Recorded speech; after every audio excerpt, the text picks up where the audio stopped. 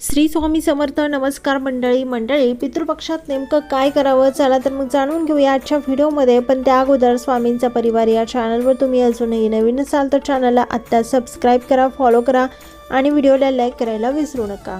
Number 1, सर्वप्रथम पितृपक्षात आपल्या पूर्वजांचे स्मरण करावे. नंबर 2, पितृपक्षाच्या दिवसात पितरांसाठी जे काही अन्न ठेवले असेल ते गाय, कावळा, कुत्रा इत्यादींना खाऊ घाला. त्यांच्याद्वारे हे अन्न पितरापर्यंत पोहोचते असं हिंदू धर्मात सांगितलेलं आहे. नंबर 3, पितृपक्षामध्ये दररोज स्नान केल्यानंतर लगेच पितरांना जल अर्पण करावे. यामुळे त्यांच्या आत्म्याला लवकर समाधान मिळते आणि आशीर्वादसुद्धा आपल्याला मिळतो. नंबर 4, पितृपक्षात जर तुम्ही तुमच्या पूर्वजांना दर्पण म्हणजे पिंडदान वगैरे अर्पण केले असेल तर तुम्हाला या पितृपक्षामध्ये ब्रह्मचर्याचं पालन करावं लागेल. श्री स्वामी समर्थ.